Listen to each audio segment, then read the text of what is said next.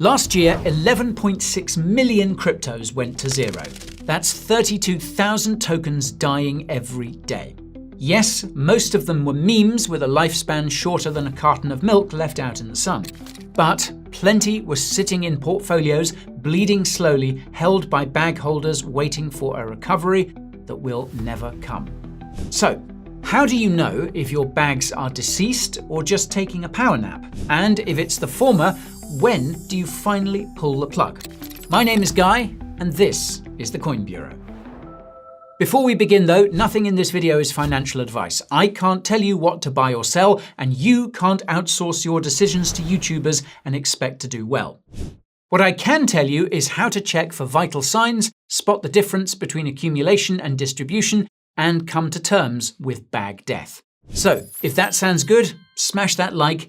Let's dig in. So, a new industry report has tallied the number of dead cryptos, and good grief, there are a lot. According to CoinGecko, since 2021, more than half of all cryptos tracked on Gecko Terminal have failed. That means that if you picked a random altcoin, the odds of it going to zero were worse than a coin flip.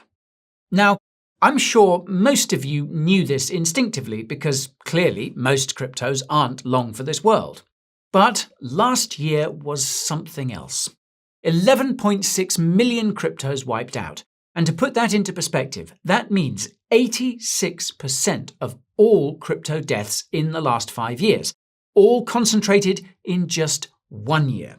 And the closer you look, the more gruesome it gets. 7.7 million of those crypto deaths happened in Q4 last year alone. So, 35% of all the cryptos that died since 2021 died in the last 3 months of 2025. Now, unless you've been in hibernation since Q3, you'll know what happened here. The 10th of October last year saw the biggest liquidation event in crypto market history, wiping $19 billion in leveraged positions off the map in a matter of hours. Thinly traded tokens with shallow liquidity pools were vaporized instantly, and the market as a whole has been struggling to find its footing ever since. However, the October massacre wasn't the beginning of crypto's rolling mass extinction event. In 2024, Pump.Fund's token launchpad industrialized the process of launching a scam, and crypto hasn't been quite the same ever since. It used to take a team to pull off a decent rug. You needed a website, a plagiarized white paper, maybe a fake LinkedIn profile for your CTO. Now it takes 2 minutes and the ability to prompt a meme generator.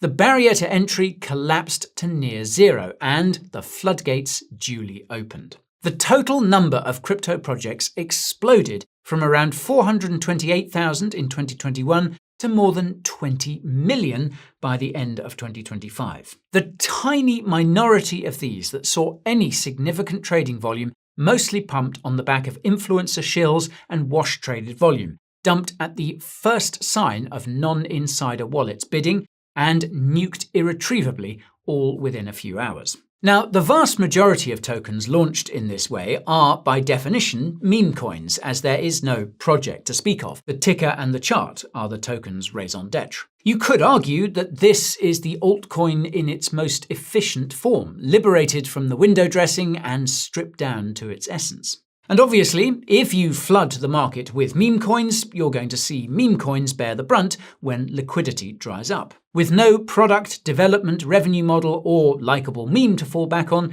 these deaths are usually foregone conclusions. Not all deaths look the same though, especially when you leave Pump.Fund and go further down the effort curve. Some cryptos went to zero because the developer drained the liquidity pool and peaced out.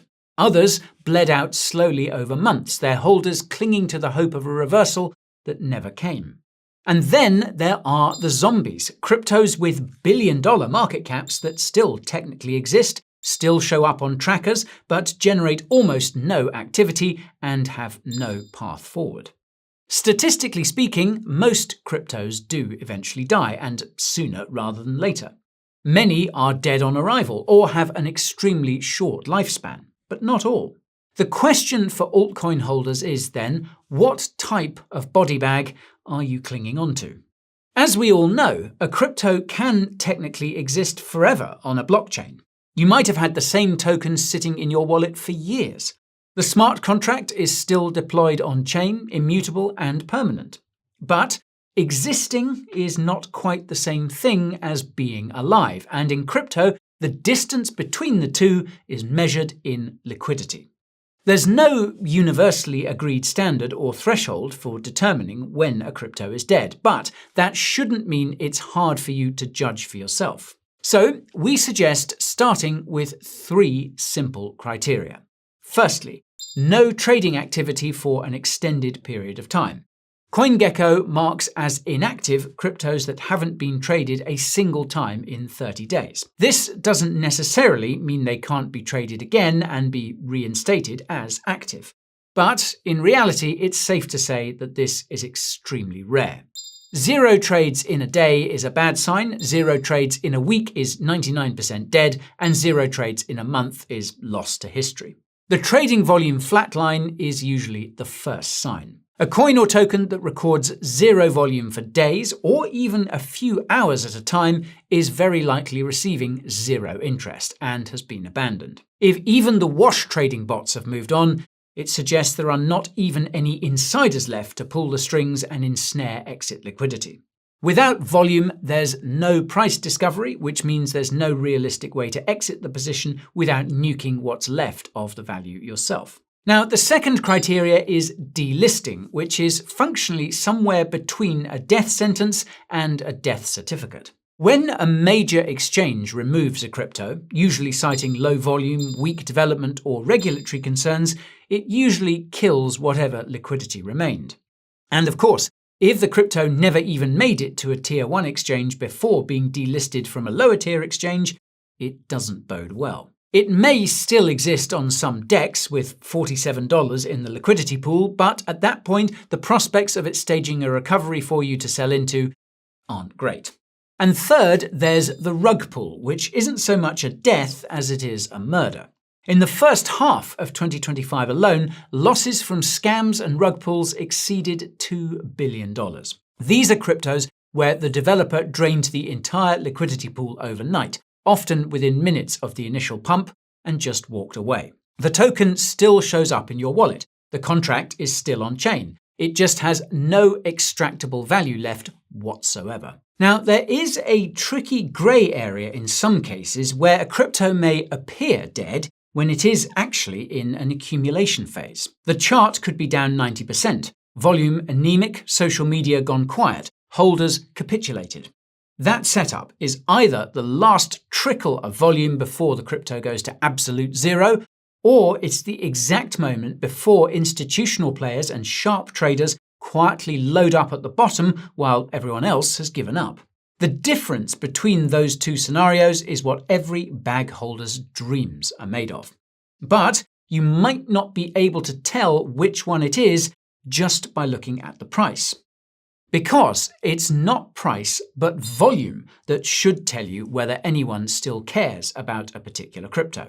However, not all volume is created equal. Crypto markets are absolutely rife with wash trading, where a single entity trades with itself to create the illusion of activity. This is especially rampant on lower tier exchanges, where there may be relatively little oversight, and on DEXs where there's absolutely none. So, a token showing high reported volume isn't a sign of life if that volume comes from the same handful of wallets trading back and forth. In that case, you're looking at a low-rate manipulator trying to keep the lights on just long enough to find exit liquidity.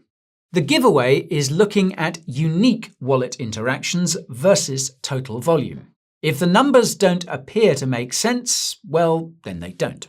Meanwhile, another useful and underused indicator is on-balance volume. Now, OBV tracks cumulative buying and selling pressure by adding volume on up days and subtracting it on down days. If price is bleeding but OBV is rising or holding steady, it suggests that there are bidders absorbing the capitulation. If OBV is flatlining alongside price, or worse, declining faster than price, the token is being abandoned. You should also keep an eye on liquidity depth. If market cap is a vanity metric, liquidity is a sanity metric. A crypto can show a $100 million valuation on a tracker, but if there's only $50,000 sitting in the liquidity pool, that number is meaningless. The 2% market depth metric measures how much capital it takes to move the price by 2%.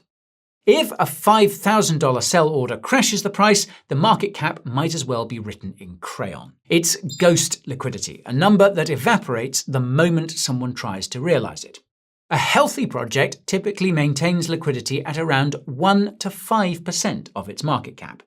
Anything meaningfully below that, and you're holding an asset you can't sell without obliterating your own position. Of course, there is the question of whether that liquidity is even safe. Any good token screening tool will let you check if the liquidity pool tokens are locked. If the developer holds 100% of the LP tokens and they're unlocked, well, the project is one transaction away from vanishing. Locked liquidity at least means the developer can't drain the pool on a whim, though it says nothing about whether the project has any actual future. Meanwhile, developer activity is another vital sign worth checking if the crypto purports to have some project associated with it. Cryptocurrencies are software protocols, and software requires maintenance. A GitHub repository with 0 commits in the last 6 months is therefore a ghost ship, abandoned by the crew and drifting towards the rocks. But this metric is low-hanging fruit for scammers who have adapted and will often fork active repositories to make their project appear busy. Others make trivial updates, editing a README file, changing a comment in the code, just to generate commit activity on the chart. That's why you can't just look at whether there are commits, you have to check what the devs are actually doing on those commits. Are they fixing bugs, adding features, responding to issues, or are they just rearranging the furniture to create the illusion of work? And being code illiterate is no excuse in 2026. Run it by an LLM and it will tell you exactly what the devs are cooking, or not. On that note though, in the age of AI agent coding, GitHub activity is likely going to become a less reliable indicator of project liveness, because even the most low-effort scams can now have fully functioning software products that are not vaporware, despite next to no human effort, time, or talent being invested. Now, at any rate, a confluence of these signals matters more than any single one. If volume is dead, liquidity is drained, and GitHub shows no meaningful activity, the crypto is dead. But if price is down while volume is quietly rising, liquidity is stable or growing, and developers, perhaps even human ones, are still shipping code, well, that's another story.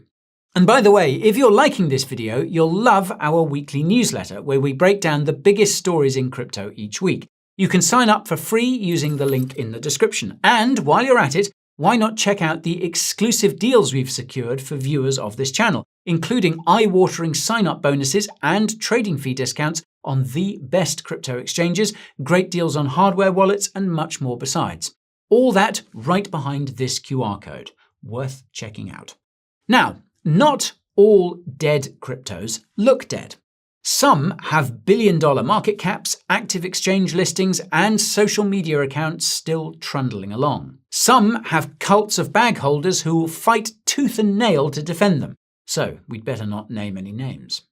But many are nonetheless zombie projects, technically alive, functionally irrelevant. They're not dead in the sense that they've been delisted or rugged. The networks still operate, but their valuations are held up by the possibility of future adoption, which always seems to be just around the corner, but never quite arrives. Indeed, Forbes named and shamed an entire category of so-called zombie blockchains a few years back, much to crypto Twitter's dismay. Chains that maintain massive valuations despite generating almost no fees or revenue relative to their market caps. Many are still top 100, top 50, even top 10 cryptos. The question for holders of these living dead cryptos is, does any of this even matter? Well, we think it depends.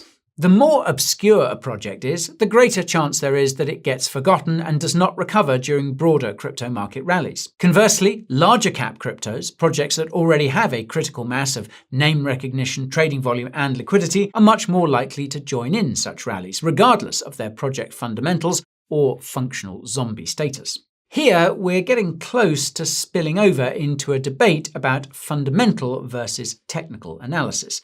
That's maybe a topic for another video, but we'll just emphasize here that market structure is ultimately king. There is no reason to ignore a zombie project if its market structure flips bullish, meaning that the chart prints a convincing series of higher lows and higher highs on high timeframes. Likewise, there are no fundamentals or catalysts that are bullish enough to save an asset with broken market structure, meaning one in a clear high timeframe downtrend, until that is, the market structure shifts again. So, in short, ignore what the chart is saying at your peril. If a crypto you thought dead shows signs of a high timeframe bullish market structure, higher highs, higher lows, increasing volume, increasing velocity, then disbelief will only cost you an opportunity. Take Solana, for example. Sol fell by more than 95% between November 2021 and November 2022 when FTX collapsed. FTX looked like the final nail in the coffin for Solana, which spent almost all of 2023 in a grueling range between around $13 and $32. Sentiment was very poor, volumes were low, and many market participants appeared to have written Solana off. But, as it turned out, this was only a near-death experience. Sol started closing candles above this range in Q4, and it was off to the races again. It went on to rally to above $263 over the next year. Now, this may be an exception rather than the rule, because most dead cryptos are not coming back. However, we think the more important takeaway here is just to keep an eye on market structure and high timeframe candle closures. So, while your peers are trying to use fundamental analysis to explain why a dead coin pumped or a living coin dumped yesterday, the chart will show you trends as they emerge and, crucially, when they reverse, in real time. Richard Wyckoff's market structure framework gave us the language we used to describe what we saw with Solana in 2023, namely accumulation. He also coined the term distribution to describe what we see with other assets that collapse and meander in the same way but fail to recover, as Sol did. Both accumulation and distribution can look like what some call sideways or choppy price action, but there are important patterns that distinguish the two. A crypto in distribution will be printing lower lows and lower highs, with volume that spikes only on the way down. Price slices through support levels without any defense. There's no convincing demand, just bleeding. This can continue for a long time, often until the asset is completely abandoned. Accumulation looks different. You get a selling climax, huge volume, violent drop, but the price finds a bottom and enters a range, chopping sideways for weeks or months as capitulation plays out and whales quietly absorb the supply. A key feature of accumulation that follows is known as the spring. Price briefly breaks below the established range. It looks dead, triggers stop losses, shakes out the last weak hands, and then sharply reclaims that level. This is the liquidity grab. Smart money needs sellers, and the best way to create panic sellers is to make the chart look like it's going to zero. Solana's range in 2023 was textbook accumulation. It held that range through multiple tests, then reclaimed it on rising volume in Q4. That reclaim was the signal. Now, buying during the range is brave. Buying after the reclaim is strategic. As long as a crypto is still making new lows, it's distributing. If it formed a range, held it, and reclaimed it on volume, that's a different setup entirely. So, is your crypto dead and will it ever recover? Well, to be frank, the odds are that yes and no are the answers. But if you're holding a crypto with significant trading volume, liquidity, and exchange listings, it could be in with a chance. If it is still trending downwards, you're playing with fire. If it's bottomed and showing signs of accumulation, you might be onto something. Just remember though, hope and fear are your worst enemies, and candle closures and risk management are your friends. And if you're disappointed that we didn't name any names in this video, I've got good news for you. We just made a whole video about the possibility that Ethereum could die and send ETH to zero. How's that for some controversy? You can get the full story right over here. That's all from me for now though, so as always, thank you all for watching and I'll see you next time. This is Guy, over and out.